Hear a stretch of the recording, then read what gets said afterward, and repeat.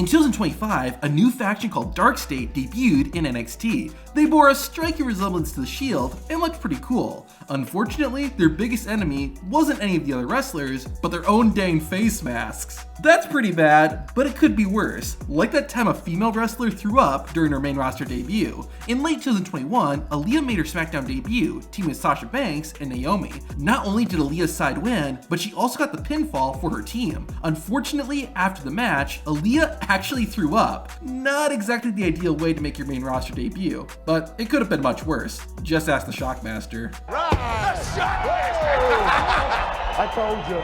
Before Triple H fought Chris Jericho at WrestleMania 18, the game had some unfinished business with his ex, Stephanie McMahon. The game chased Stephanie around the ring, but went a bit too far and exposed her backside. This wasn't the only time this happened either. On an episode of SmackDown, Triple H was prepared to pedigree his wife through the commentary table. However, something went very wrong, and Stephanie's entire chest became exposed. Stephanie isn't the only person in WWE who has suffered from wardrobe malfunctions though. Years later, during a women's tag team match, Sasha Banks accidentally revealed too much. However, I don't think fans were too upset. This doesn't just happen in WWE either. During a Fatal 4-Way match on AEW Dynamite, Penelope Ford yanked Anna Jay out of the ring, but pulled a little too hard, giving fans a show they weren't expecting. I'll argue with anyone who says wrestlers are dumb. However, clips like this make it hard to defend them. But you know and I know that you're only half the man that I am, and I have half the brain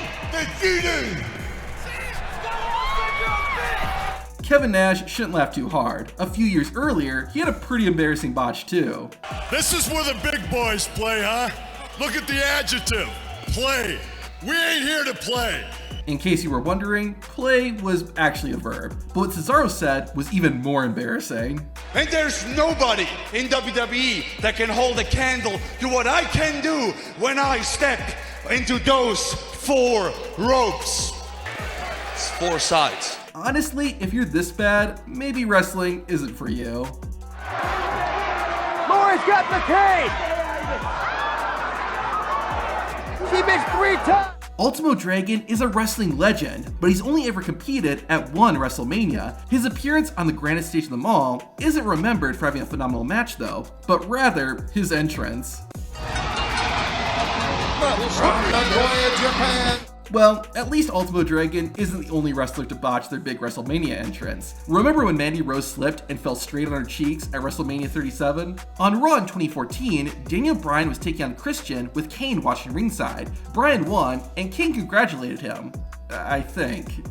Congratulations, Daniel, on a hard-fought victory. Wait, what did Roman Reigns say? You must be sleeping under a rock or something. High-risk moves look cool if you actually hit your opponent. If you don't, they look like this.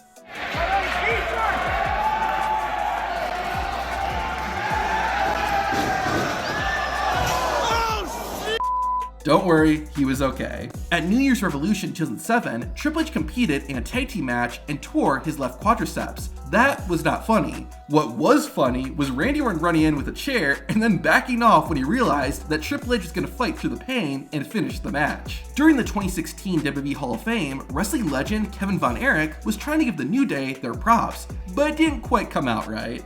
They were brothers because they loved each other. These new gay guys are brothers because they love each other. Technically, nothing he said was incorrect. Speaking of gay guys, Hulk Hogan knows something about that.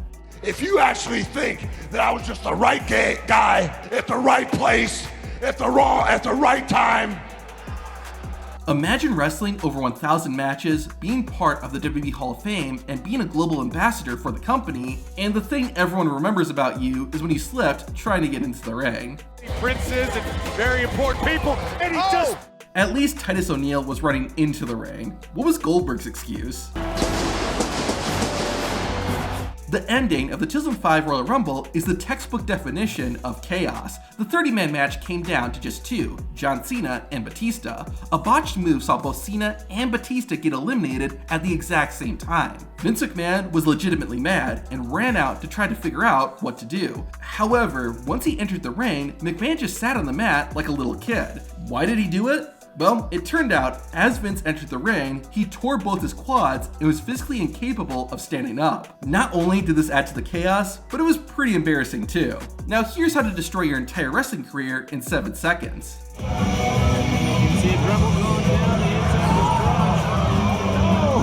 A lot can go wrong during a wrestling match, but this has to be one of the messiest accidents that could have happened. Going into a match against Dean Ambrose, CM Punk was taking antibiotics to take care of an illness. However, this caused him to take a number 2 during the match. To make it worse, Punk's poop stained the ring. It was so bad that CM Punk even tweeted about the accident after the match. In 2010, Matt Hardy was given a rookie to mentor named Justin Gabriel, and just 2 months after agreeing to have a rookie, Matt was regretting his decision. Everywhere we go, the WWE Universe comes alive! Good thing this wasn't the Royal Rumble. While wrestling is scripted, what makes it work is that the wrestlers work together to make it look like an actual fight. Someone forgot to tell that to Kelly Kelly and Jillian Hall. During a women's tag team match, Kelly was meant to send Hall to the outside. Technically, that did happen, but it was not done convincingly. To be fair though, this is much better compared to what happened during Trish Stratus and Jackie Gaeta's match. On a warm summer's night in 2002, fans in Philadelphia, Pennsylvania were treated to the absolute worst match in WWE history. It was a mixed tag team match. Bradshaw and Trish Stratus took on Christopher Nowinski and Jackie Gaeta. Bradshaw and Nowinski held their own. It was when Trish and Jackie got tagged in that the match fell apart. You know how I said that wrestlers need to look like they're actually fighting? None of that happened when Stratus and Gaeta locked up. The two kept having embarrassing botch after embarrassing botch, and it clearly looked fake. At one point, Bradshaw and Nowinski just ran away, which was probably the smartest move. Once the match came to an end, JR said what we all felt. Mercifully, it's over. Sometimes, the most embarrassing and hilarious botches are the ones that involve production. Well, I know a lot of people would say the cliche answer is, I don't care who I face, but to tell you... We're live, you idiot! However, the most embarrassing production botch has to go to WCW. On a May 2000 episode of WCW Thunder, Kevin Nash came to the ring to attack the New Blood faction. However, it was the New Blood who had the last laugh. Or at least they tried to. Now what?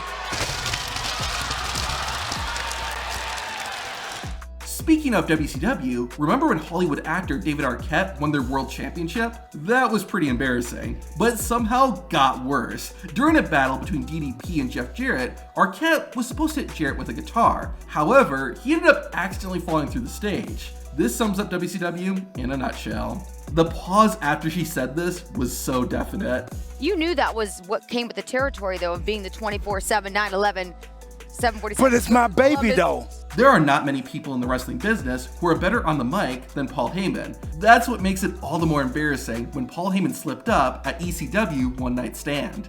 I know nobody with a written promo has the balls to say this to you, but I have 2 words for you. Matt freaking Hardy! Now, to be fair, the shortest match in WWE history was just 2 seconds. To see how a WWE match could be that short, watch the video on screen.